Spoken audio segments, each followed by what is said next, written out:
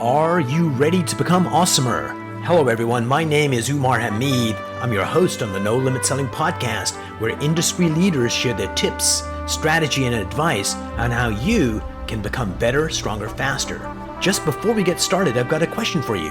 Do you have a negative voice inside your head? We all do, right? I'm going to help you remove that voice in under 30 days guaranteed. Not only remove it, but transform it. So instead of the voice that sabotages you, there's one that propels you to much higher levels of performance and success. There's a link in the show notes. Click on it to find out more. All right, let's get started.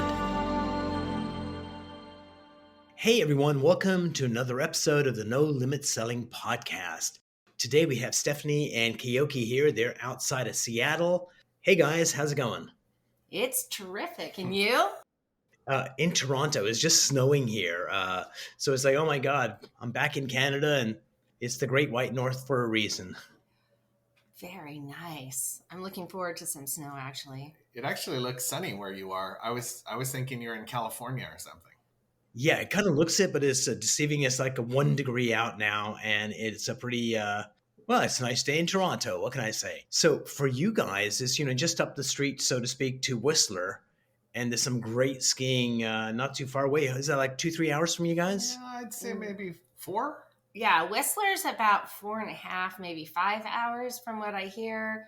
We actually we have teenagers, so we've been talking about getting out there actually this year, but we're right in between two passes, Stevens Pass and Snoqualmie. So we're pretty close to skiing right around here too. For me, I just looked at the prices. It's like $2,000 a night to go to Whistler or $500 a night to go skiing here. So maybe we're going to stay closer to home. Oh, brilliant. So, that's just pricing, location. So right now, if either one of you want to handle it, if you were putting your finger on the pulse of how you feel the market is from a scale of 1 to 10 right now, what's that number? And what's the public confidence number? Like, how would the public see it? So first for you guys, 1 out of 10, how's the market doing? It's hard to put a number on the whole market in general, but maybe we'll call it a 7, just because there are parts that are pretty bad. So we just put out a video that had some statistics that King County, which is where we are, which has Seattle and Bellevue and a lot of the bigger parts of the greater Seattle area, the year over year change in solds is down 40%.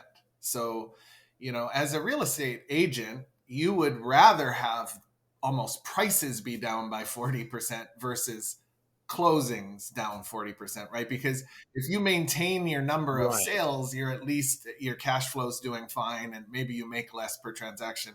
But when the market literally puts its brakes on almost overnight, that's hard to imagine. But what's fascinating is that we still only have 2 months worth of inventory. The median price is still up year over year by like 8%. And so if I had to, the median price in King County is $950-ish. Okay. And so if I had to guess, I would say what's kind of happening is interest rates have just literally shut buyers down, but sellers are having a hard time imagining not getting the money they were seeing. And so they're not lowering their prices. And so that combination, the demand being pulled out from under you, but the pricing not moving, is causing just sort of a stagnation. Yeah, just not a lot happening. Brilliant. So you're saying that you, as professionals, see this as a 7 out of 10. How's the public seeing this market? They would see it as a 5 or a 4 or a 2, depending on who you ask. Buyers are stung by interest rates and sellers are stung by dropping prices. So depending on who you ask, they have different issues. Brilliant. So how long have you guys been working together? We've been working together about 25 years. Interesting. And part of the team, do you guys have a team? We do have a team. And we basically we were working independently of one another and then came together about 25 years ago. And we started our own real estate company. He really started it, and then I joined him. And then it's been going on Well, ever since. he And really so we started do it and have you made it better. yeah, For well, sure. I don't know. Listen, if I were still running the show, we might be in a Right. garage. So when you have employees, so how many agents work with you and how many admin folks? We have 28 realtors, and then we have 4 admin, actually. Brilliant. When people come with issues, do some of them go to mommy and some go to daddy? Like, do they have you guys figured out? Like, where do we go to get a yes?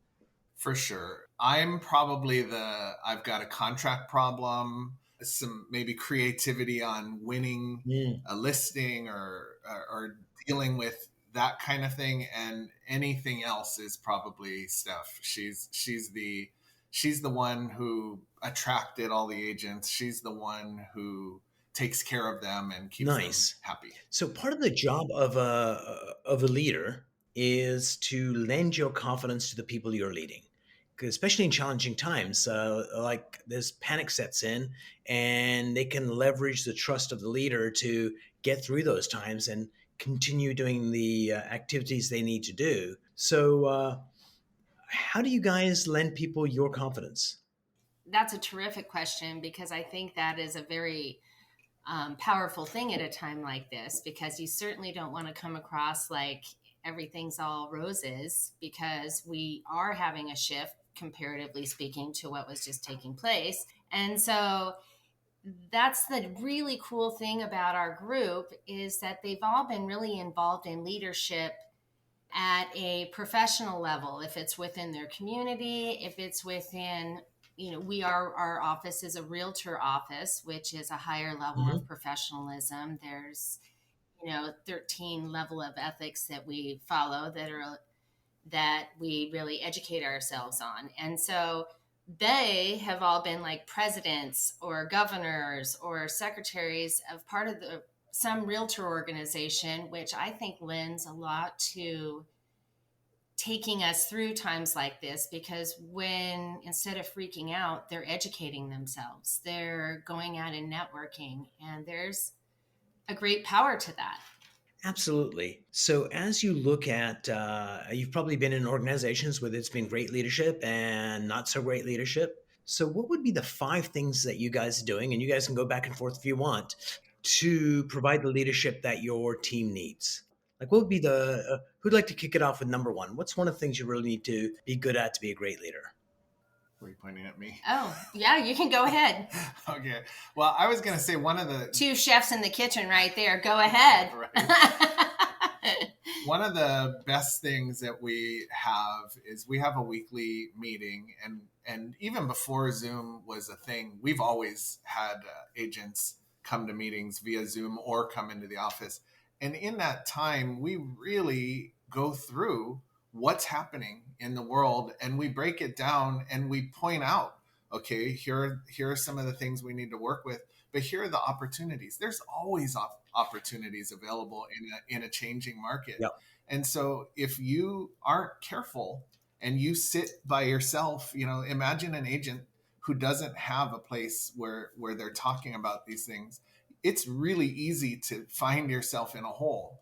But we take that away because we're talking about these opportunities, and we're showing them different ideas. The other day we had an attorney come in and talk about lease options, lease purchase, wraparound mortgages. These are all things that I haven't done since the 90s. Right. But they're things that you can do today when someone's really paralyzed by a giant interest rate. And so it's that kind of thing. Staying up with the latest trends of what's taking place. So, let me kind of add to that just for a second before we go to number 2 is a lot of times when things go sideways, people kind of hide from the information. I don't want to know. What's my bank account? La la la la. I don't want to know. And I think one of the things you point out there is not only giving them opportunities that are open to them, which would be an eye opener, but more importantly, this is what's going on. This is the reality, and and that gives a sense of confidence, and it makes it more real, and it becomes information that they can actually use to move their career forward as opposed to hiding from it. So I love that. Number 2, Stephanie, you're going to go for number 2? Absolutely. I think, that coupled with our culture is so incredibly strong. We have a group of people that have come in and they've been with us for 10 years plus. I mean, that's what I think is so exciting. But we get together, and when there are tough times, and we've been through tough times together, we've been through highs and lows, but we can come together in a real conversation and say, okay, this is really I'm struggling right now. And our true culture is such an uplifting group. We're all going to Mexico in January to do our business planning and get 15 clock hour credits. And pretty much our entire office is going because we all thrive so much on learning from one another. And tequila. So just going back to And tequila, yeah. the two things there. So, Stephanie, why don't you define what you mean by culture? Like, what is culture in an organization? Well, I think culture is a little bit of vulnerability. It's trust, it's knowledge, it's reliability, it's, you know, understanding that it's okay to fail because you have to in order to So learn. that culture you're describing is your culture. But if you were giving a That's definition our of culture. culture, if you're giving a definition of what culture is, what would that be? By the way, I love your culture. Well, It's pretty awesome. hey, thank you. Thank you. I think culture is how you surround yourself with, it's kind of what you surround yourself with, and how you want to grow from that. Or it's the personality of your company. I mean, really, when I think of culture, it's the personality of your company. Are you a young, hip, vibrant company? Are you whatever it is? And culture is so important. So I feel like when you're asking for a definition, at first I was like, boy, that is an That's a interesting. fantastic That's a question, by the way, tough because question. you're right. I'm just like, it's like your family So I think the way is you, what it yeah, is. Keoki, I think the way you described it is probably a good definition. Here's how I define it: is if you think of having a sheet of paper, ta-da, and you think of having a magnet, so this is a pen, obviously, and you put this magnet down and you put the piece of paper on top of it and you get iron filings and you sprinkle them on the paper, they move with lines of flux to show you where those magnetic lines are. And I think that the iron filings are the behaviors and the mindset of the people that work in that organization. The magnet are the set of beliefs they hold that dictate what the culture is, and the piece of paper is your company. And so, if you have a great culture that Stephanie described, that people that align with it stay for 10 years plus, and people that go, you guys are nuts. I want a place where there's like backbiting and I can be the top dog, then they leave. And so, what happens oftentimes is people come in and say, okay, these behaviors and mindset pieces, we need to change those. And they go and pick up the iron filing and move it. What happens is, unless you change the magnet underneath, they go back to where they used to be a day later, a week later, or a month later. And so, yeah, so that's culture. So brilliant. One of the things you said, Stephanie, was vulnerability. When people have a problem, they come to you. And in a lot of organizations, that is not their culture. I cannot show weakness. So I have to hide my mistakes and my inadequacies because that's not what real people do. And the reality is, strength comes from vulnerability. Hey, I'm having a problem. Can you help me? And in most organizations, people are like, I'll help you. And so, brilliant. So that's number two. Number three, going back to you, Keoki, what is number three in the leadership quest? I think it's setting up an infrastructure for success within your organization. And one of the things we have found is that the best agents are getting out there and being rainmakers, meeting people, getting in front of people. So how can you design a system for them to succeed? And what we have done is we built a program where we call it the STAR program. And within the STAR program, we literally do everything from your marketing to your putting your signs up. From the moment you get a listing, we're sending messaging to your seller about what we're doing, and asking them questions to help us build a listing. We literally have designed everything because agents get too busy doing what makes them money and they forget to do the simple things. And so we do all the simple things for them. And I think that is another way to help your agents be successful. So there's two things I like about that. Number one, you have a proven system that works. And even if your system isn't perfect, because you're doing it consistently, you can figure out which piece needs fixing and tweak it. And sometimes the tweak's going to make it better or worse, but you can improve it as time goes on. And the second reason I like it is oftentimes what realtors will do is stop prospecting and start getting caught up in, oh, I have to do this, I have to do that. And it's a distraction. And it's also a way to kind of think you're busy when you're actually not. So I love that. Right. All right, Stephanie, number 4 comes to you. Okay, culture, leadership quest. What is that? Another one that I can ask the question one more time. So what are the 5 elements of being great leaders? Like, what do you need to provide to create great leadership? I'm going to say one for Stephanie because while she's thinking, I think, and it's Stephanie that is the great leader in this, and it's empathy. I can tell you that there is not an agent in our office that wouldn't drop everything to help Stephanie if she asked, because she is the most giving, caring person. If they have a problem, it's her problem. She cares so much about the people. It's mind blowing. I can only watch on the side because I will be honest. I am not that empathetic. As I am way more of the come to me with your contract issues. Stephanie is the glue and probably the number one reason that we have the culture that we have. And I suspect, and this is just a guess on my part, is if you were Mr. Empathy as well, the company wouldn't work as well.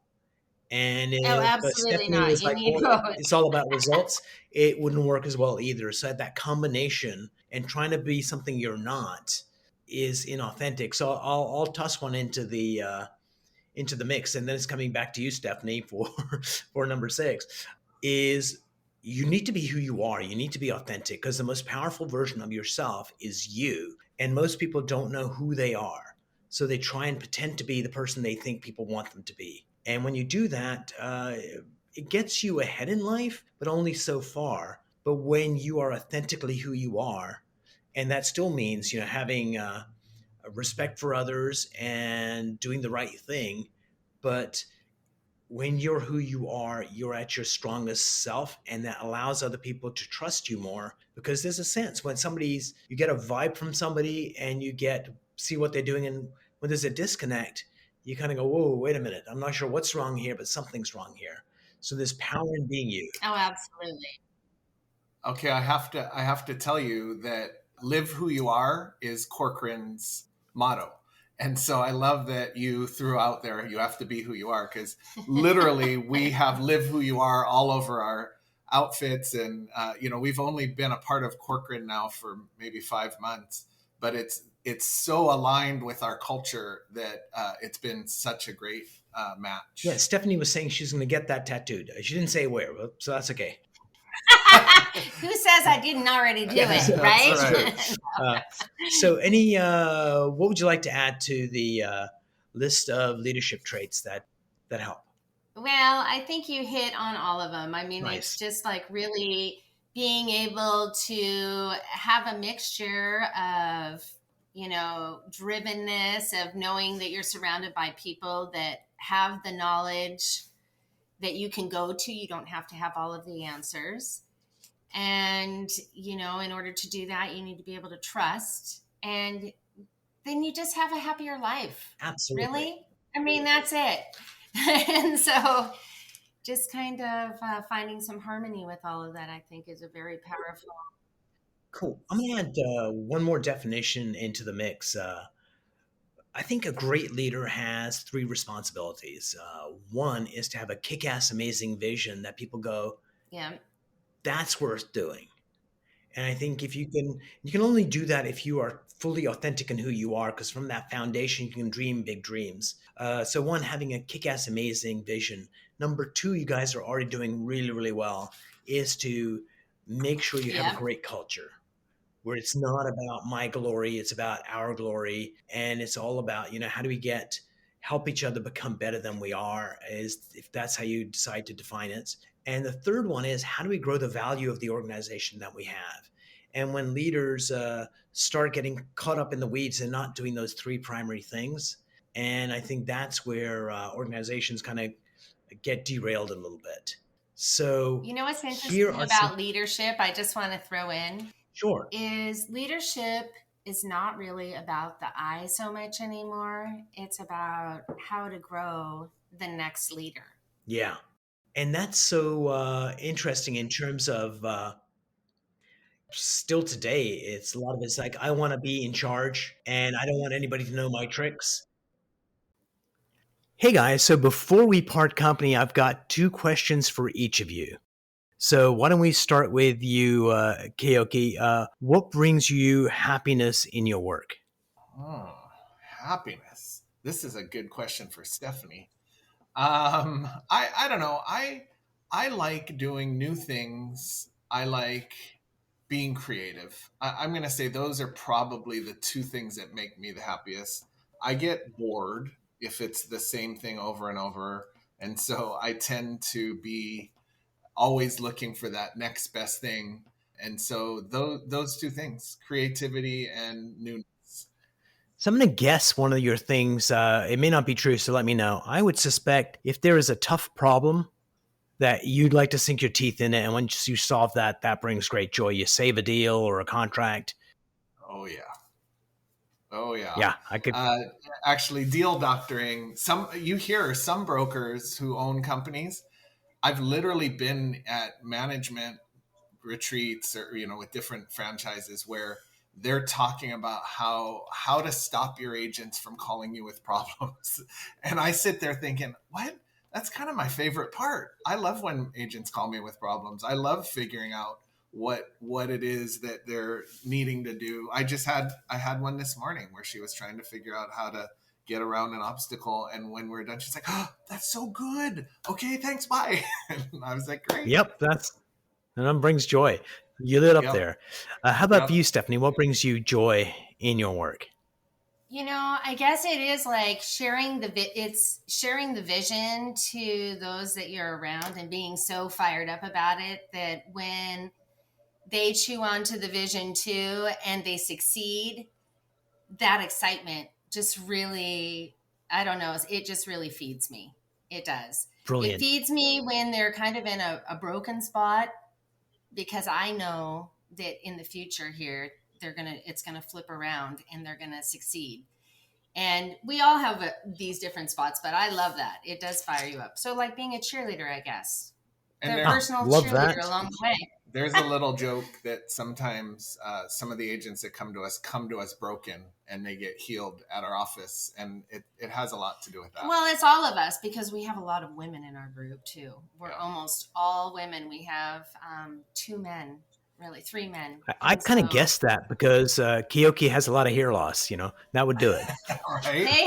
I have 2 teen daughters. I have 2 teen daughters and a wife. So yeah, Oh, wow. There's a lot of stress in this lack of hair. So, Stephanie, I'm going to add one thing, if I may, to your, sharing your vision. Just this one phrase that I think is like so powerful. And here's what it means for you. Because sometimes kind of people, you hear the vision, and when you say, here's what it means for you, and you can articulate that for them. And I think sometimes people kind of go, oh my God. So brilliant. So you get the next question, So Stephanie. here's my vision. What is one what mind it hack? means to you? Yes. What Here's what it means for you. Oh. Here's our. Oh, so yeah. So basically it would go something like this. You describe your vision of the company and it's super exciting. And then just saying, here's what it means for you. Sometimes people go, really need to hear that, because some people aren't visionary. It's just like, oh, that sounds nice. But when you explain it, this is why it's for you, they kind of go, oh, yeah. Yeah, I'm sorry. Go ahead. I was just going to say, so instead of just explaining the vision, it's being excited about the vision, but then personalizing it. Here's what it means to you. For them, here's what it Right. means for I you. love And it. sometimes people kind of go light up because you take that vision and bring some insight into it, and they go, "Oh my God, I found home." Right. Okay, so that Brilliant. is a So Stephanie, here is the terrific thing. But go ahead. no, you first. You're going to say something smart. No. That's a terrific thing, but I'm stopping. okay, here's my question to you, the second question. Stephanie, what is one mind hack or trick that you use to be more productive, sleep better, be sexier? Like, what's something you'd like to share with our listeners that they could implement right away to just be better? Taking a little time out for myself. I put little headphones on that has nice Love meditative it. music, and I color for at least 30 minutes, and it just kind of relieves everything out of my brain to kind of Yeah, so your mind hack would be find your thing. Right. Yeah, that's brilliant. I love that. For you, Keoki, what's one mind hack you'd like to share with our listeners and viewers? I have a Xbox. Yeah, no. Let's get real. I have a funny one because my mind is so weird sometimes. I tell myself when I go on a walk, I tell myself, just walk as far as you can and you can Uber home.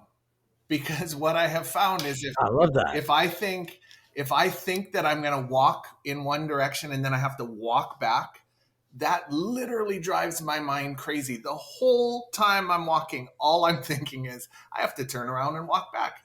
And I don't want to call it lazy or something, but it gets in the way. It's Hawaiian relaxation. I am from Hawaii. But if I tell myself I am going to Uber home, what invariably happens is I leave happy. I'm all excited. I'm going to go do my walk. And then when I get somewhere, I just think, oh, hey, I could save money if I just turn around here and walk home. And somehow it just makes the whole walk better. And it's the dumbest thing. But I love that. It works so well for me. No, I think that's totally genius. Yeah. So did you guys ever watch this movie called Gattaca? Yeah, but it's been a I think long it has time. Ethan Hawke in it. And the basic plot is there's people on Earth that are like have the perfect DNA and they're just superhuman practically. And then his brother is deemed to be one of those superhuman people and he is not. But when they were kids, he beat him in a swimming race. And his brother, who was like perfect, says, "I can't believe you beat me. How did you beat me?" And he said, "You were swimming to get to a point where you could get back to shore. I was swimming to beat you even if I drowned." And so it kind of reminded me of that. Is that Yeah. So I love your one. I can always Uber home. So just walk and just you get further ahead and get more fitter. Love that. Thanks, guys, for being on the show. I really appreciate it. Learned a lot. And I'm looking forward to our next conversation. Excellent. Thank you.